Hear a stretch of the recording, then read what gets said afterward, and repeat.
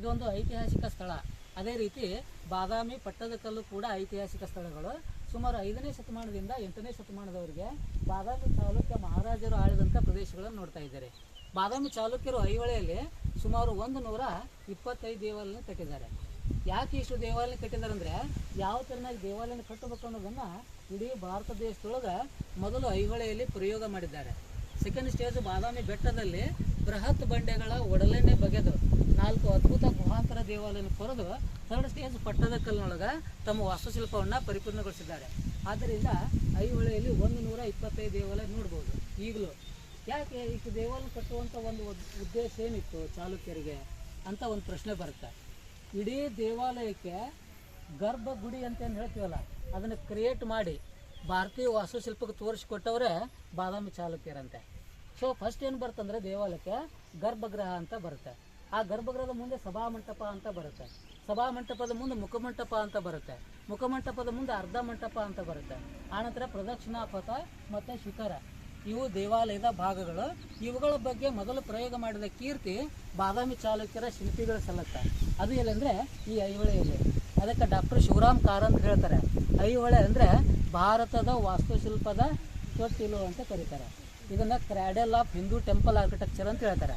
ಯಾಕಂದರೆ ಪ್ರಾಚೀನ ಕಾಲದೊಳಗೆ ಭಾರತ ದೇಶದೊಳಗೆ 4 ಬೃಹತ್ ಯೂನಿವರ್ಸಿಟಿಗಳಿದ್ದು. ಒಂದು ನಲಂದ, ಇನ್ನೊಂದು ತಕ್ಷಶಿಲಾ ಅಂತೇಳಿ, ಅದಾದ ನಂತರ ಈ ಊರು ಆರ್ಯಪುರಂ ಅಂತೇಳಿ, ಆನಂತರ ಕಾಂಚೀಪುರಂ ಅಂತ ಬರುತ್ತೆ ತಮಿಳುನಾಡಿನೊಳಗೆ. So all 125 temples are built by some architecture students. How to build a temple, how to make the carvings and how to make the ಶಿಖರ, they have experimented here. ನೀವು ಇಂಗ್ಲೀಷ್ನು ಬರ್ತಾ ನಿಮಗೆ ಬರ್ತಲ್ಲ? ನೀವು ಸ್ಟಾಫ್ನವ್ರು ಮುಂದೆ ಬರ್ರಿ, ದಯಮಾಡಿ ಬರ್ರಿ, ಮುಂದೆ ಬರ್ರಿ, ಕೂತ್ಕೊಳ್ಳಿ, ಅವಶ್ಯವಾಗಿ ಕೂತ್ಕೊಳ್ಳಿ.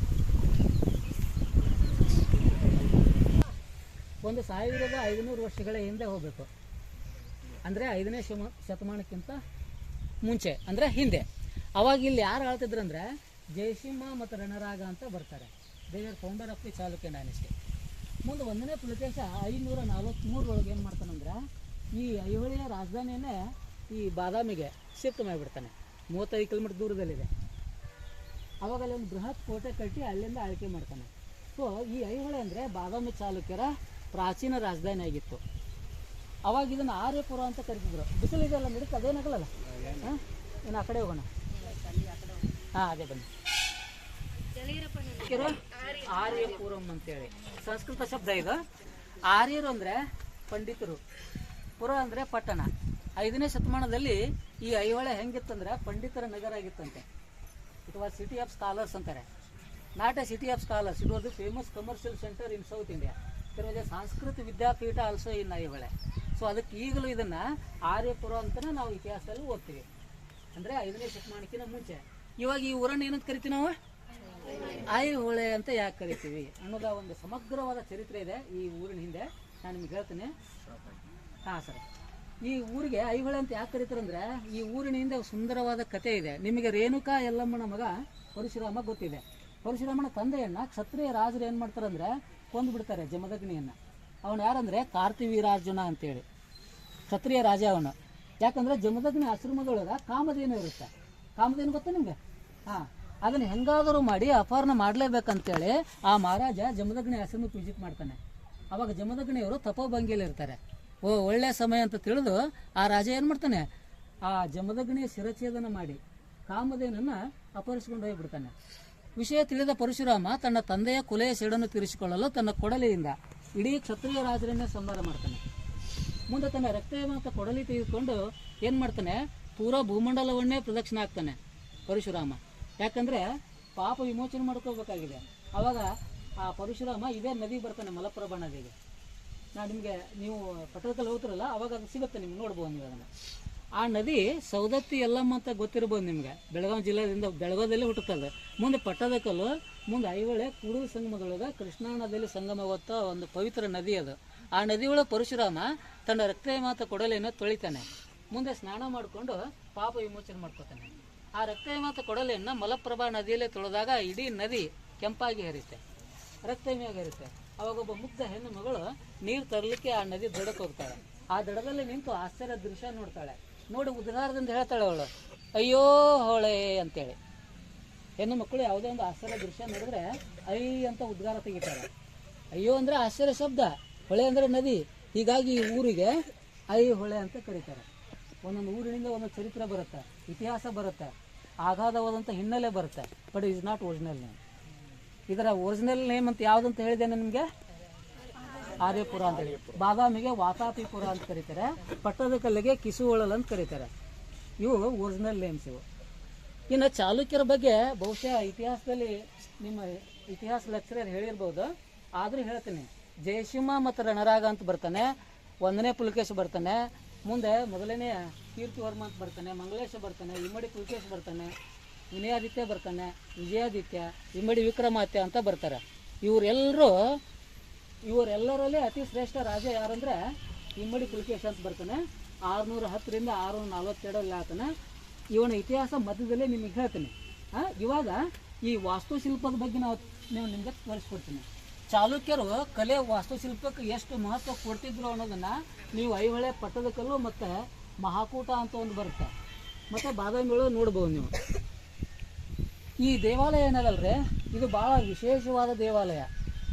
ವಿಶೇಷವಾಗಿ ಸೌತ್ ಇಂಡಿಯಾದೊಳಗೆ ದುರ್ಗಾ ಟೆಂಪಲ್ ಅಂತ ಕರೀತಾರೆ ಇದನ್ನು. ಏನಿದು ದುರ್ಗಾ ಅಂದರೆ? ದುರ್ಗಾದೇವಿ ಅಲ್ಲ. ದುರ್ಗಾ ಅಂದರೆ ಕೋಟೆಗೆ ದುರ್ಗಾ ಅಂತೀವಿ ಸರ್ ನಾವು, ಚಿತ್ರದುರ್ಗ ಅಂತೇಳಿ. ಸೊ ಇದು ದುರ್ಗ, ಇದು ಚಾಲುಕ್ಯರು ಕಟ್ಟಿಸಿದ ಕೋಟೆ ಇದು. ಇದು ಸುತ್ತಲೂ ನೋಡ್ಬೋದು ನೀವು 50 ದೇವಾಲಯ ಕೋಟೆ ಒಳಗಿದೆ ಸರ್. 50ಕ್ಕಿಂತ ಹೆಚ್ಚು ದೇವಾಲಯ ಕೋಟೆಯ ಹೊರಗಿದೆ. ಈ ದೇವಾಲಯವನ್ನು ಕೋಟೆಯ ಪಕ್ಕದಲ್ಲಿ ಕಟ್ತಾರೆ ಸರ್. ಇಮ್ಮಡಿ ವಿಕ್ರಮಾದಿತ್ಯ ಅಂತ ರಾಜ ಬರ್ತಾನೆ, ನಿಮ್ಗೆ ಗೊತ್ತಿರ್ಬೋದು. 740 ಕಟ್ತಾನೆ. ಕೋಟೆಯ ಪಕ್ಕದಲ್ಲಿ ಕಟ್ಟಿದ್ರಿಂದ ದುರ್ಗಾ ಟೆಂಪಲ್ ಅಂತಾರೆ. But is not for goddess Durga. ಭಾಳ ಫೇಮಸ್ ಟೆಂಪಲ್ ಇದು. ಯಾಕಂದರೆ ನೀವು ಈ ದೇವಾಲಯವನ್ನು ಆ ಕಡೆ ನಿಂತು ನೋಡ್ರಿ, ಇದು ಹೆಂಗೆ ಕಾಣುತ್ತಂದ್ರೆ ಆನೆಯ ಹಿಂಭಾಗ ಹೆಂಗಿದೆಯೋ ಹಂಗೆ ಕಾಣುತ್ತೆ ಸರ್. ಇದನ್ನು ಗಜಪೃಷ್ಠ ಆಕೃತಿ ಅಂತ ಕರೀತಾರೆ. ಗಜಪೃಷ್ಠ ಆಕೃತಿ. ಇನ್ನು ಆ ಕಡೆ ನಿಂತು ನೋಡಿದ್ರೆ ಕುದುರೆಯಲ್ಲಿ ಆಗುತ್ತೆ ನಿಮಗೆ. ಹೌದು. ಓನ್ಲಿ 1 ಟೆಂಪಲ್ ಇನ್ ಇಂಡಿಯಾ, ನೆನಪಿಟ್ಕೊಳ್ರಿ. ಮತ್ತು ದೆಹಲಿ ಒಳಗೆ ಪಾರ್ಲಿಮೆಂಟ್ ಹೌಸ್ ಇದೆ. ಸೊ ಎಲ್ಲ ಲಕ್ಷಣ ಇದೆ. 747 ಕಟ್ತಾರೆ ಇದನ್ನು. ಇದು ಮೊದಲ ಸೂರ್ಯನ ಟೆಂಪಲ್ ಆಗಿತ್ತು, ಆದಿತ್ಯ ಟೆಂಪಲ್ ಅಂತ ಕರೀತಾರೆ ನಾವು ಇದನ್ನು. ಬಟ್ ಮೂರ್ತಿ ಇಲ್ಲ, ಆದರೆ ಖಂಡಿತ ಇದು ವಿಷ್ಣು ದೇವಾಲಯ. ಅದು ಹೆಂಗೆ ಅನ್ನೋದನ್ನು ಒಳಗೆ ತೋರಿಸ್ತೀನಿ ನಿಮಗೆ. ಮತ್ತು ಇನ್ನೊಂದು ವಿಶೇಷ ಹೇಳ್ತೀನಿ. ಬಹುಶಃ ನೀವು ಬೇಲೂರು ಹಳೆದನ್ನು ನೋಡಿರ್ಬೋದು, ಸೋಮನಾಥಪುರ ಅಂತ ಬರುತ್ತೆ, ಅದನ್ನು ಕೂಡ ನೋಡಿರ್ಬೋದು ನೀವು.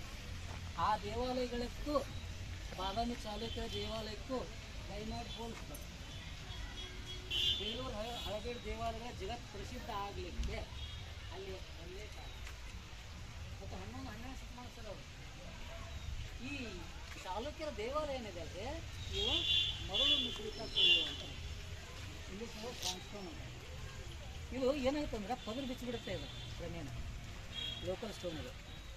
ಬರ್ತೀರ ಒಳಗಡೆ ಎಲ್ಲರೂ ಚಪ್ಪಲ್ ಹಾಕೊಂಬರ್ರಿ. ನಾನು ಎಲ್ಲಿ ಹೇಳ್ತೀನಿ, ನಮ್ಮಲ್ಲೇ ಇರೋದು ಮೈಸೂರಿಂದ, ಇದು ಬಣ್ಣೂರಿಂದ ಆಚೆ.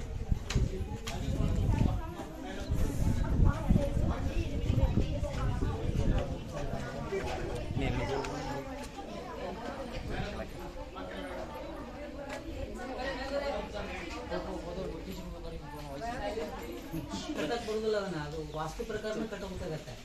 ದೇವ್ರ ಮನೆ, ಅಡಿಗೆ ಮನೆ, ಬಾತ್ರೂಮು, ಹಾಲು ಅಂತ ಏನು ಹೇಳ್ತೀವಲ್ಲ. ದೇವಾಲಯ ಫಸ್ಟ್ ಏನು ಬರ್ತಂದ್ರೆ ಗರ್ಭಗುಡಿ. ಅದ್ರ ಮುಂದೆ ಏನೈತಲ್ಲ ಸಭಾಮಂಟಪ ಅಂತೇಳಿ, ಡಾನ್ಸಿಂಗ್ ಹಾಲ್ ಅಂತ ಕೂಡ ಕರೀತಾರೆ ಇದನ್ನು. ಇದು ಮುಖಮಂಟಪ. ಇದು ಅದು ಸರ್ ಅಂತಿದಾರಲ್ಲ, ಅದು ಅರ್ಧ ಮಂಟಪ. ಅಲ್ಲಿ ದರ್ಶನ ಆದ ನಂತರ ನಾವು ಪ್ರದಕ್ಷಿಣೆ ಮಾಡಬೇಕಾಗತ್ತೆ. ಅದು ಪ್ರದಕ್ಷಿಣಾ ಪದ ಸರ್. ಮತ್ತೆ ಶಿಖರ ಇದು ಇದ್ರೆ ಮಾತ್ರ ಟೆಂಪಲ್ ಆರ್ಕಿಟೆಕ್ಚರ್ ಅಂತೀವಿ ನಾವು. ವಾಸ್ತು ಅಂತಾರೆ ಇದಕ್ಕೆ, ವಾಸ್ತು ಪ್ರಕಾರ ಅಂದ್ರೆ ಆರ್ಟ್ ಆ್ಯಂಡ್ ಆರ್ಕಿಟೆಕ್ಚರ್ ಅಂತೇಳಿ. ಇದು ವಿಷ್ಣು ಟೆಂಪಲ್. ಯಾಕಂದ್ರೆ ಮೂರ್ತಿ ಮೇಲೆ ಕಿತ್ಕೊಂಡು ಹೋಗ್ಬಿಟ್ಟಿದ್ದಾರೆ. ಮತ್ತೆ ಹೆಂಗೆ ಹೇಳ್ತೀರಿ ನಾವು ವಿಷ್ಣು ಟೆಂಪಲ್ ಅಂತೇಳಿ? ಇದು ಮೊದಲು ಸೂರ್ಯ ಟೆಂಪಲ್, ಮೂರ್ತಿನೇ ಇಲ್ಲ. ಮಹಾವಿಷ್ಣುವಿನ ವಾಹನ ಯಾವುದಂದ್ರೆ ಗರುಡ. ಅಲ್ಲಿ ಕಾಣ್ತಾ ಇದೆ ನೋಡಿ, ಇಷ್ಟು ಬ್ಯೂಟಿಫುಲ್ ಆಗಿದೆ ನೋಡಿ ಸರ್ ಅದು. ಇಲ್ಲಿ ನಂದಿ ಇಲ್ಲ, ಇಲ್ಲಿ ಬೃಹತ್ ಸರ್ಪ ಹಿಡ್ಕೊಂಡು ಗರುಡ ತೇಲಾಟ ಬರ್ತಾನೆ. ಆ ಸರ್ಪ ಅಲ್ಲಿಂದ ಈ ಸರ್ ನಿಂತಿದಾರಲ್ಲ ಅಲ್ಲಿವರೆಗೂ, ಮೆಡಬರ್ ನಿಂತಿದಾರಲ್ಲ ಅಲ್ಲಿವರೆಗೂ ಇದೆ ಸರ್. ನೋಡ್ರಿ ಆ ವಿಂಗ್ಸ್ ನೋಡ್ರಿ ಎಷ್ಟು ಬ್ಯೂಟಿಫುಲ್ ಆಗಿದೆ. ಖಂಡಿತ ಮರದಲ್ಲಿ ಕೆತ್ತಕ್ಕೆ ಬರೋದಿಲ್ಲ ನಮಗೆ. ಇನ್ನು ವಿಷ್ಣುವಿನಿಗೆ 10 ಅವತಾರ ಬರ್ತಾ ಇದೆ, ದಶಾವತಾರ. ಮತ್ತೆ ವಿಷ್ಣು ಚಾಲುಕ್ಯರ ಕುಲದೇವ, ನೆನಪಿಟ್ಕೊಳ್ರಿ. ವೈಷ್ಣವರಾಗಿದ್ರು ಅವರು ಚಾಲುಕ್ಯರು. ಮತ್ತೆ ಸರ್ವಧರ್ಮ ಸಮನ್ವಯಗಳಾಗಿದ್ರು ಅವರು. ಅದರಲ್ಲಿ ಮತ್ಸ್ಯ ಅವತಾರ ಅಂತೇಳಿ ಬರ್ತಲ್ಲ, ಅದು ಮೊದಲನೇ ಅವತಾರ. ಮತ್ಸ್ಯ, ಕೂರ್ಮ, ವರಾಹ, ನರಸಿಂಹ, ವಾಮನ, ಪರಶುರಾಮ, ರಾಮ, ಕೃಷ್ಣ, ಬುದ್ಧ, ಕಲ್ಕಿ ಅಂತೇಳಿ. ಅದ್ರೊಳಗ ಇದು ಮೊದಲನೇದ್ದು. ಇದು ಮತ್ಸ್ಯ ಅವತಾರ ಅಂತೇಳಿ. ನೋಡಿ ಸರ್ ಹೇಗಿದೆ, ಸುತ್ತಲೂ ಮೀನುಗಳಿದೆ ಕಾಣ್ತದೆ. ಹಾ, ಇನ್ನು ವಿಷ್ಣು ಯಾವತ್ತೂ ಆದಿಶೇಷನ ಮೇಲೆ ಕೂತಿರ್ತಾನೆ. ಇಲ್ಲಿ ವಿಶೇಷ ಅಂದ್ರೆ 7 ಹೆಡೆಗಳ ನಾಗರಾಜ. ಇಷ್ಟು ಬ್ಯೂಟಿಫುಲ್ ಆಗಿದೆ ನೋಡಿ. ಅರ್ಧ ಮಾನವನ ಆಕೃತಿ, ಅರ್ಧ ಹಾವಿನ ಆಕೃತಿ. ಒಂದು ಕೈಯಲ್ಲಿ ಹೂವಿನ ಬುಟ್ಟಿ ಇದೆ, ಇನ್ನೊಂದು ಕೈಯಲ್ಲಿ ಹೂ ಮಾಲೆ ಇದೆ. ದೇವರ ಅರ್ಚನೆ ಹೋಗ್ತಾ ಇದ್ದಾನೆ ಸರ್. ಅದಕ್ಕೆ ಗರುಡ, ಮತ್ಸ್ಯ ಅವತಾರ, ಆದಿಶೇಷ, ಮಹಾವಿಷ್ಣುವಿನ ದ್ವಾರಪಾಲಕರು ಜಯ ಮತ್ತ ವಿಜಯ. ನೋಡ್ರಿ ಹೆಂಗಿದೆ ನೋಡಿ. ಮೂರ್ತಿ ಇಲ್ಲ, ಜಸ್ಟ್ ಒಳಗೆ ಹೋಗ್ಬೇಕು ಮತ್ತೆ ವಾಪಸ್ ಬರ್ಬೇಕು, ಏನೂ ಇಲ್ಲ. ಫಸ್ಟ್ ಲೇಡೀಸ್ ಹೋಗ್ರಿ, ಹೋಗ್ರಿ. ಸರಿ ನೀರು ಏನೋ ಒಂದು ವಿಗ್ರಹ ಇಟ್ಟಿದ್ದಾರೆ ಅಂತ ಕಾಣುತ್ತೆ, ಹೊಡ್ಕೊಂಡು ತಗೊಂಡೋಗಿದ್ದಾರೆ.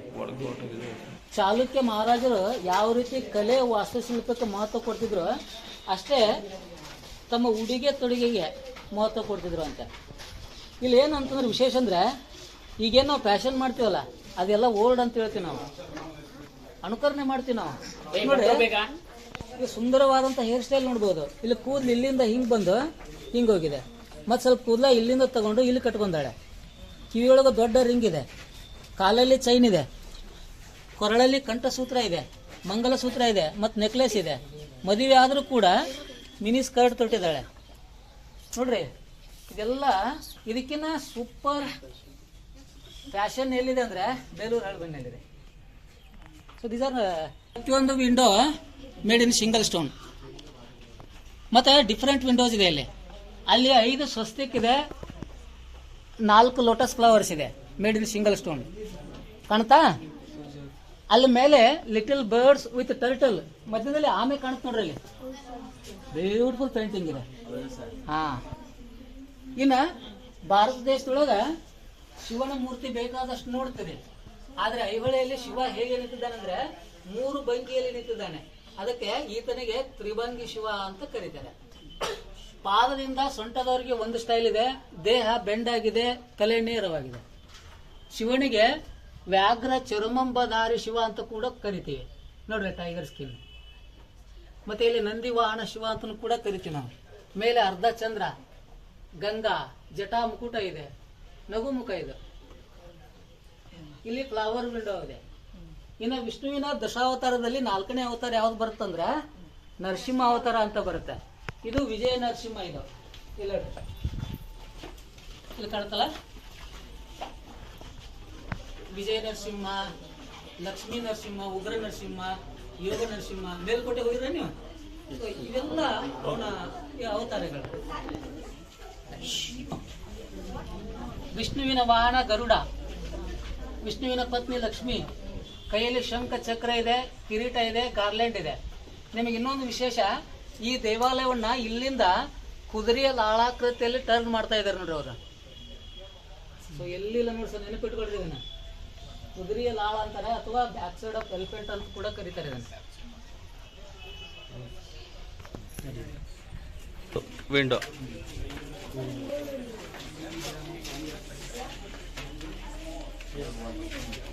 ಆಂಜನೇಯ ಅಲ್ಲ, ಇದು ಮಹಾವಿಷ್ಣುವಿನ ದಶಾವತಾರದಲ್ಲಿ 3ನೇ ಅವತಾರ. ಇದು ಯಾವ್ದಂದ್ರೆ ವರ ಅವತಾರ.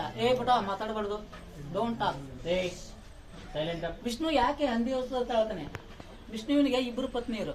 ಮೊದಲನೇವಳು ಲಕ್ಷ್ಮಿ, 2ನೇವಳು ಭೂದೇವಿ ಅಂತೇಳಿ. ಇವಳು ಲಕ್ಷ್ಮಿ ಅಲ್ಲ, ಇವಳು ಭೂದೇವಿ ಅಂದ್ರೆ 2ನೇ ಹೆಂಡತಿ. ಇವಳನ್ನ ಹಿರೇನಾಕ್ಷ ಅಂತ ಒಬ್ಬ ರಾಕ್ಷಸ ಅಪಹರಣ ಮಾಡ್ತಾನೆ.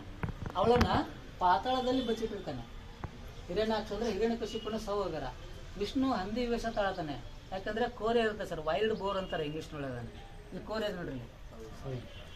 ಹಾ, ಮುಂದೆ ವಿಷ್ಣು ಪೂರಾ ಪಾತಾಳಕ್ಕೆ ಹೋಗ್ತಾನೆ. ಆ ಪಾತಾಳದಲ್ಲೇ ಆ ರಾಕ್ಷಸನ ಸಂಹಾರ ಮಾಡ್ತಾನೆ. ಭೂದೇವಿಯನ್ನು ಮಾತ್ರ ಪಾತಾಳದಿಂದ ಮೇಲ್ ತಗೊಂಡ್ಬರ್ತಾನೆ. ಮುಂದೆ ಸಮುದ್ರದಲ್ಲಿ ಆ ನಾಗರಾಜ ಮತ್ತು ನಾಗಿನಿ ಇಬ್ರು ಆ ಮಹಾವಿಷ್ಣುವಿಗೆ ಹೆಲ್ಪ್ ಮಾಡ್ತಾರೆ ಮೇಲ್ ಬರ್ಲಿಕ್ಕೆ. ಅದಕ್ಕೆ ಇದು 3ನೇ ಅವತಾರ. ನೆನಪಿಟ್ಕೊಳ್ರಿ ಎಲ್ಲರೂ. ಬಾದಾಮಿ ಚಾಲುಕ್ಯರ ರಾಜ ಮುದ್ರೆ ಯಾವ್ದಂತ ಕೇಳಿದ್ರೆ ಖಂಡಿತ ವರಾಹ ಅಂತೇಳಿ. ಹಾ. ವರ ದೇವಿ ಅಂತ ಕರಿತೀವಿ. ಕೋಲ್ಕತ್ತಾದೊಳಗ ದುರ್ಗಾ ಮಾತಾ ಅಂತ ಕರಿತೀವಿ. ಮಹಾರಾಷ್ಟ್ರದೊಳಗ ತುಳಜಾ ಭವಾನಿ ಅಂತೇಳಿ. Tulja Bhavani is the family goddess of Chhatrapati Shivaji Maharaj. ನೋಡ್ರಿ ಹೆಂಗಿದೆ. ಇವಳಿಗೆ ಮಹಿಷಾಸುರ ಮರ್ದಿನಿ ಅಂತ ಕರಿತೀವಿ. ಮಹಿಷ ಅಂದ್ರೆ ಇವನೊಬ್ಬ ಕೋಣದ ರೂಪದ ರಾಕ್ಷಸ. ಘೋರವಾದ ತಪಸ್ ಮಾಡ್ತಾನೆ, ಶಿವನಿಂದ ವರ ಕೇಳ್ತಾನೆ. ಏನಂತ ವರ ಕೇಳ್ತಾನೆ ಅವನು? ತನಗೆ ಯಾರಿಂದಲೂ ಮರಣನೇ ಬರಬಾರ್ದು. ಪರಮೇಶ್ವರ್ ಹೇಳ್ತಾನೆ, ಹಾಗಾಗೋದಲ್ಲಪ್ಪ, ಪ್ರಪಂಚದಲ್ಲಿ ಹುಟ್ಟಿದವರು ಒಂದಿನ ಸಾಯ್ಬೇಕು. ಹಾಗಾದ್ರೆ ಸ್ತ್ರೀಯಿಂದ ಮಾತ್ರ ಮರಣ ಸಂಭವಿಸುವ ವರ ಕೊಡು. ಕೇಳಿಸುತ್ತನ್ರಿ? ಕೇಳಿಸುತ್ತಾ? ಹಾ, ಸ್ತ್ರೀಯಿಂದ ಮಾತ್ರ ಮರಣ ಸಂಭವಿಸುವ ವರ ಕೊಡು ಅಂತ ಕೇಳ್ತಾನೆ. ಶಿವ ತಥಾಸ್ತು ಅಂತಾನೆ. ಅವಳು ಏನು ಮಾಡ್ತಾಳೆ ನನ್ನ ಅಂತೇಳಿ. ಮುಂದೆ ಆ ವರ ತೆಗೆದುಕೊಂಡು ಚಾಮುಂಡಿ ಬೆಟ್ಟ ಹೋಗಿರ ನೀವು? ಭಾಳ ಕಿರುಕುಳ ಕೊಡ್ತಾನೆ ಅವನಲ್ಲಿ. ಮೈಸೂರು ಅಂತ ಕರಿತೀವಲ್ಲ, ಆ ಮೈಸೂರಿಗೆ ಈ ರಾಕ್ಷಸನ ಹೆಸರಿದೆ. ಮಹಿಷಾಪುರ ಅಂತ ಕರಿತಿದ್ರೆ ಅದನ್ನ ಮೊದಲ. ಮುಂದೆ ದೇವಾನು ದೇವತೆಗಳು ಏನ್ ಮಾಡ್ತಾಳೆ, ಅಲ್ಲಿ ಏನ್ ಮಾಡ್ತಾನೆ ಅವನು? ಕಿರುಕುಳ ಕೊಡ್ತಾನೆ ಎಲ್ಲರಿಗೂ. ಮುಂದೆ ದೇವಾನು ದೇವತೆಗಳು ಏನ್ ಮಾಡ್ತಾರಂದ್ರೆ ತಮ್ಮ ತಮ್ಮ ಅಸ್ತ್ರ ಈ ದೇವಿ ಕೊಡ್ತಾರೆ. ಇಲ್ಲೆಲ್ಲ ಕಟ್ಟಾಗೆ ನೋಡ್ರಿ, ಇಲ್ಲಿಂದ ಸರ್ವ ಅಸ್ತ್ರಗಳಿಂದ ಭೂಷಿತಳಾದ ದೇವಿ ಆದಿಶಕ್ತಿಯಾಗಿ ಈ ರಾಕ್ಷಸನ ಜೊತೆ 9 ದಿನ ನಿರಂತರ ಯುದ್ಧ ಮಾಡ್ತಾಳೆ. ಕೊನೆಗೆ ತ್ರಿಶೂಲ ಉಲ್ಟ ಮಾಡ್ತಾಳೆ, ಅವನನ್ನು ಕೊಂದಾಕ್ತಾಳೆ. ಅದಕ್ಕೆ ಇವಳಿಗೆ ಮಹಿಷಾಸುರ ಮರ್ದಿನಿ, ಚಾಮುಂಡಿ ಅಂತ ಕರಿತೀವಿ. ಚಂಡ ಮುಂಡ ಅಂತೇಳಿ ಭಯಾನಕ ರಾಕ್ಷಸ ಸಹೋದರರು, ಅವರನ್ನು ನಿರಂತರವಾಗಿ ಯುದ್ಧ ಮಾಡಿಕೊಳ್ತಾಳೆ. ಅದಕ್ಕೆ ಚಾಮುಂಡಿ ದೇವಿ ಅಂತ ಕರಿತೀವಿ. ಚೆನ್ನಾಗಿದ್ದಾರೆ ಮಕ್ಕಳು, ಥ್ಯಾಂಕ್ಸ್.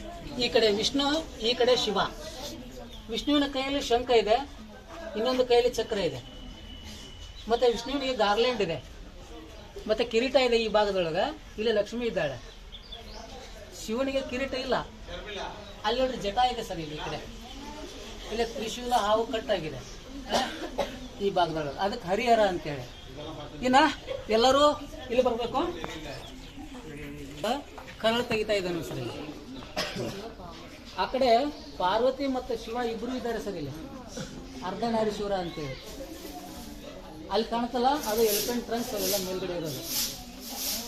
ಎಲ್ಲರೂ ಫಾಲೋ ಮಾಡಬೇಕು. ಪ್ಲೀಸ್ ಫಾಲೋ ಮೀ, ವಿಡಿಯೋ ಮಾಡಿ.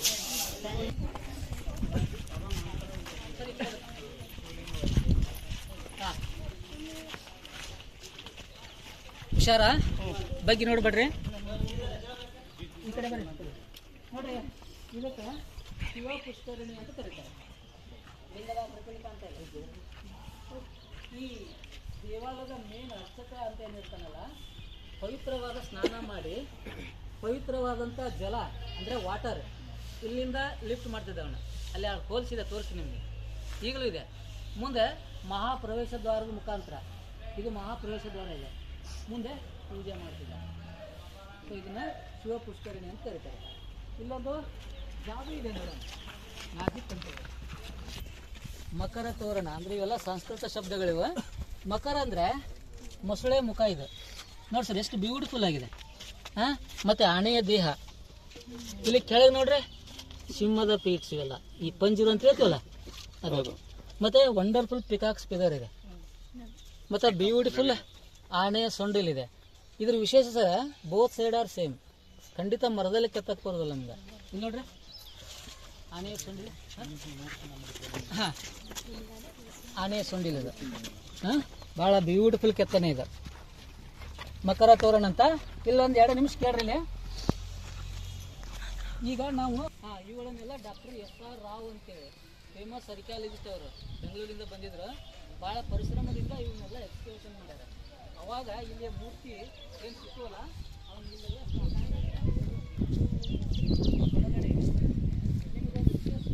ದಯಮಾಡಿ ಎಲ್ಲರೂ ತಿಳ್ಕೊಳ್ರಿ. ಆ 50 ರೂಪಾಯಿ ಹಳೆ ನೋಟ್ನಲ್ಲಿ ಬರುತ್ತೆ ನೋಡ್ರಿ, ಹಂಗೆ. ಇನ್ನು ಅಲ್ಲೊಂದು 3-4 ಟೆಂಪಲ್ಸ್ ಅದಾವೆ, ತೋರಿಸ್ತೀನಿ. ಅದ್ರ ಮೊದಲ ವಿಶೇಷ ಏನಂದ್ರೆ, ಒಂದು ಸೂರ್ಯನಾರಾಯಣ ದೇವಾಲಯ ಬರುತ್ತೆ, ಭಾಳ ಬ್ಯೂಟಿಫುಲ್ ಆಗಿದೆ. ಅದ್ರ ಬಗ್ಗೆ ನಾನು ನಿಮಗೆ ವಿವರಣೆ ಕೊಡ್ತೀನಿ. ಸ್ಟಾಫ್ ಜನ ಬರಬೇಕು, ಆನಂತರ ಲೇಡೀಸ್ ಬರಬೇಕು.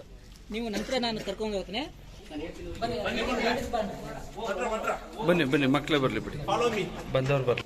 ಆದ್ರೆ ಇತಿಹಾಸಕಾರ ಹೇಳ್ತಾರ ಇಡೀ ದೇಶದೊಳಗ ಫೇಮಸ್ ಟೆಂಪಲ್ ಅಂತಿದೆ. ಅಂತದೇನಿದೆ ಅಂತ ಕೇಳ್ಬೋದು. ಭಾರತ ದೇಶದೊಳಗ ಕೇವಲ ಎರಡು ಪ್ರಾಚೀನವಾದಂತ ಜಗತ್ ಪ್ರಸಿದ್ಧ ಸೂರ್ಯನಾರಾಯಣ ಟೆಂಪಲ್ ಇರೋದು. ಒಂದು ಕೋಣಾರ್ಕ್ ಅಂತ ಬರುತ್ತೆ ಊರು ಒರಿಸ್ಸಾದೊಳಗ, ಅಲ್ಲಿ ಸೂರ್ಯ ಟೆಂಪಲ್ ಇದೆ. ಇನ್ನೊಂದು ವರ್ಲ್ಡ್ ಫೇಮಸ್ ಸೂರ್ಯ ಟೆಂಪಲ್ ಎಲ್ಲಿದೆ ಅಂದ್ರೆ ಗುಜರಾತ್ ಒಳಗಿದೆ. ಆ ಎರಡೂ ದೇವಾಲಯದಲ್ಲಿ ಸೂರ್ಯ ಭಗವಾನನೇ ಇಲ್ಲ. ಇಡೀ ದೇಶದೊಳಗ ಏಕೈಕ ಸೂರ್ಯನಾರಾಯಣ ಮೂರ್ತಿ ನಾವು ಐಹೊಳೆಯಲ್ಲಿ ನೋಡ್ತಾ ಇದ್ದೀವಿ. ಹೆಂಗಿರ್ತಾನೆ ಸೂರ್ಯದೇವ? ಎರಡೂ ಕೈಯಲ್ಲಿ ಕಮಲದ ಹೂ ಹಿಡಿದಿರುತ್ತಾನೆ. ಪಾದದ ಕೆಳಗಡೆ 7 ಕುದುರೆಗಳ ರಥ ಇರುತ್ತೆ.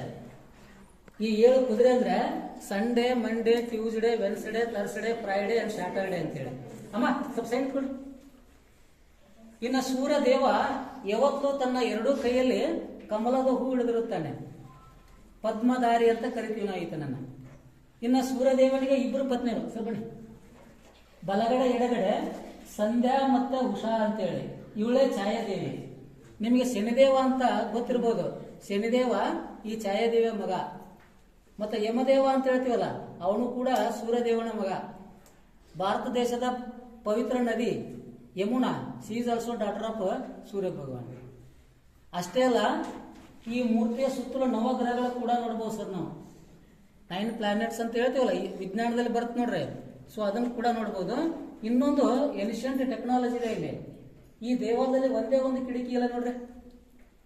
The sun temple is built without any window. There is no single window in this temple. ಆದರೆ 5 ಗಂಟೆ 30 ನಿಮಿಷವರೆಗೆ ಈ ಅದ್ಭುತವಾದಂಥ ಸೂರ್ಯನ ಬೆಳಕು ನೋಡ್ಬೋದು ನೀವು. One of the ancient technology of India ನೋಡ್ರಿ ಹೇಗಿದೆ. ನೀವು ಹಂಪಿ ಒಳಗ ಒಂದು ವಿರೂಪಾಕ್ಷ ಟೆಂಪಲ್ ಅಂತ ಬರುತ್ತೆ, ಹೋಗಿದ್ರ ಸರ್? ಹೋಗಿದ್ವಿ. ಅಲ್ಲಿ ಒಳಗಡೆ ನೋಡಿದ್ರಲ್ಲ, ಒಂದು ಪಿನ್ ಹೋಲ್ ನಲ್ಲಿ ಇಡೀ ಆ ವಿರೂಪಾಕ್ಷ ದೇವಾಲಯದ ಗೋಪುರವೇ ಉಲ್ಟಾ ಕಾಣುತ್ತಲ್ಲಿ. ಸೊ ಇಂಥ ಟೆಕ್ನಾಲಜಿ ಆಗಿನ ಕಾಲದೊಳಗೆ ಇದ್ದು. ಇನ್ನ ಕೊನೆ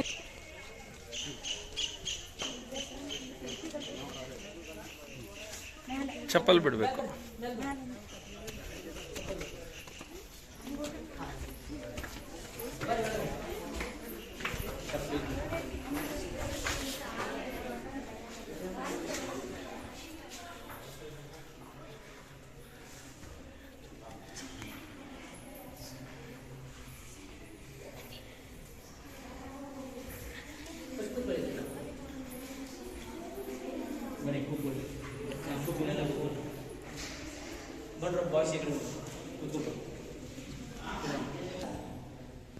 ಚಾಲುಕ್ಯ ಮಹಾರಾಜರು ಏನ್ ಮಾಡ್ತಾರಂದ್ರೆ 3 ಪ್ರಕಾರದ ದೇವಾಲಯಗಳನ್ನ ಈ ಊರಿನಲ್ಲಿ ಪ್ರಯೋಗ ಮಾಡ್ತಾರೆ ಸರ್.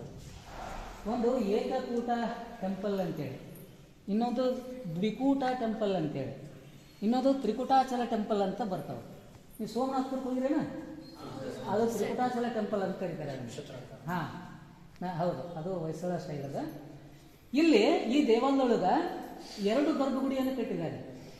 ಅಂದ್ರೆ ಒಂದೇ ದೇವಾಲಯದಲ್ಲಿ 2 ಗರ್ಭಗುಡಿ. ಇದು ವಿಶೇಷ ನೋಡಿ ಸರ್. ಒಂದು ಗರ್ಭಗುಡಿ ನಾವು ಇಲ್ಲಿ ನೋಡ್ತೀವಿ ಸರ್, ಇದು ಶಿವನಿಗೆ. ಇದೇ ರೀತಿ ಮತ್ತೊಂದು ಗರ್ಭಗುಡಿಯನ್ನ ಅವ್ರು ಏನ್ ಮಾಡ್ತಾರಂದ್ರೆ ಈ ದೇವಾಲಯದ ಮೇಲೆ ಕಟ್ತಾರೆ. ಒಂದು ವಿಶೇಷ ಇದು, ಅದಕ್ಕೆ ದ್ವಿಕೂಟ ಅಂತ ಕರೀತಾರೆ. ಅಲ್ಲಿ ವಿಷ್ಣು ಇದ್ದಾನೆ. ಯಾಕಂದ್ರೆ ನಾನು ನಿಮ್ಗೆ ಮೊದಲೇ ಹೇಳಿದಾಗ ವೈಷ್ಣವರಾಗಿದ್ರು ಚಾಲುಕ್ಯರು ಅಂತೇಳಿ. ಮತ್ತೆ ಜನ ಮೇಲೆ ಹೆಂಗ್ ಹೋಗ್ತಿದ್ರು? ಕಲ್ಲಿನ ಏನೇ ಮುಖಾಂತರ ಹೋಗ್ತಿದ್ರು ಸರ್. ಹಾ, ಹೊರಗಡೆ ಇದೆಯಲ್ಲ, ಇದು ವಿಶೇಷ ಅಂದ್ರೆ ದೂರ ನಿಂತು ನೋಡ್ರಿ, ಮರದಲ್ಲೇ ತಯಾರು ಮಾಡಿ ಇಟ್ಟಾರೇನೋ ಅನ್ನೋ ಹಂಗಿದೆ. ಶಿವನ್ ಟೆಂಪಲ್ ಇದು. ಯಾಕಂದ್ರೆ ಗರ್ಭಗುಡಿಯಲ್ಲಿ ಶಿವಲಿಂಗ ಇದೆ, ಎದುರುಗಡೆ ನಂದಿ ಇದೆ. ಇನ್ನು ಶಿವನಿಗೆ ಭದ್ರ, ವೀರಭದ್ರ ಅಂತ ದ್ವಾರಪಾಲಕರು ಬರ್ತಾರೆ. ವಿಷ್ಣುವಿನಿಗೆ ಜಯ, ವಿಜಯ ಅಂತ ದ್ವಾರಪಾಲಕರು ಬರ್ತಾರೆ. ಇನ್ನ ಈ ದೇವಾಲಯದೊಳಗ ಅಂದ್ರೆ ಶಿವನ ದೇವಾಲಯದೊಳಗ ಲಾಡ್ಕಾನ್ ಅಂತ ಒಬ್ಬ ಮುಸ್ಲಿಂ ಸಂತ ವಾಸ ಮಾಡ್ತಿದ್ದ ಸರ್. ಇತಿಹಾಸದಲ್ಲಿ ಇದೆ ಲಾಡ್ಕಾನ್ ಟೆಂಪಲ್ ಅಂತ ಓದ್ತೀವಿ ನಾವು. ಆದ್ರೆ ಇಡೀ ದಕ್ಷಿಣ ಭಾರತ ಒಳಗ ಇದೊಂದು ಪ್ರಾಚೀನ ಟೆಂಪಲ್ ಅಂತೆ. 450 ಒಳಗ ಈ ದೇವಾಲಯ ಕಟ್ಟಿದ್ದಾರೆ sir. The ancient monument of south India ಅಂತ ಹೇಳಿ.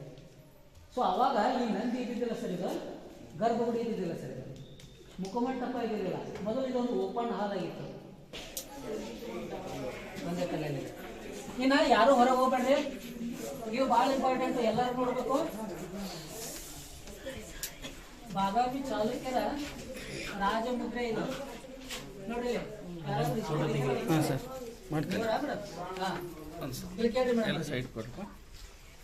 ನಾನು ಈಗಾಗಲೇ ಹೇಳಿದಾಗೆ ಚಾಲುಕ್ಯರು ವೈಷ್ಣವರಾಗಿದ್ರು ಅಂತೇಳಿ. ಅದಕ್ಕ ಇದು 3ನೇ ಅವತಾರದಲ್ಲಿ ವಿಷ್ಣು. ಇದು ಏನ್ ಹೇಳ್ರಿ ಇದು?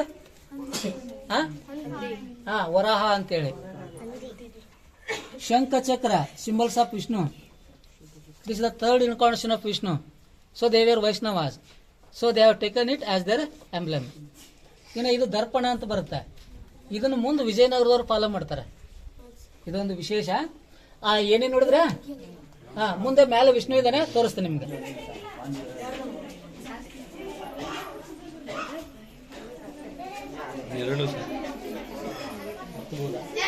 ಅಲ್ಲಿ ಮುಚ್ಚಿದ್ದಾರೆ.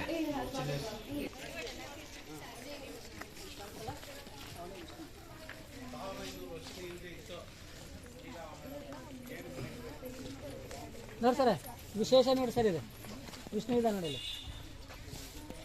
ಕಾಣುತ್ತಾ? ಹೌದು. ಈ ದೇವಾಲಯ ಮರದಲ್ಲೇ ತಯಾರು ಮಾಡಿ ಇಟ್ಟಾರೇನೋ ಅನ್ನೋ ಆಗಿದೆ.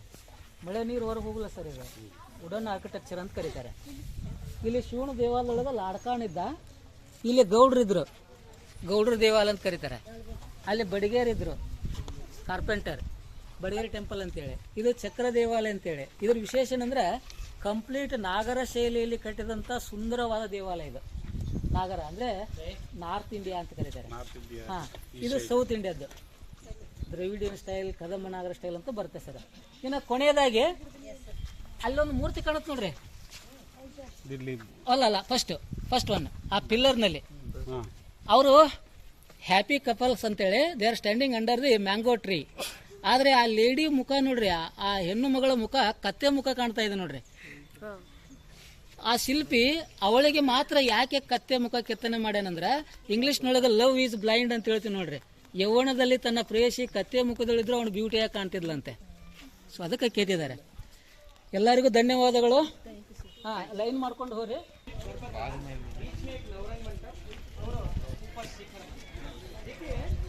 ನಡ್ರಿ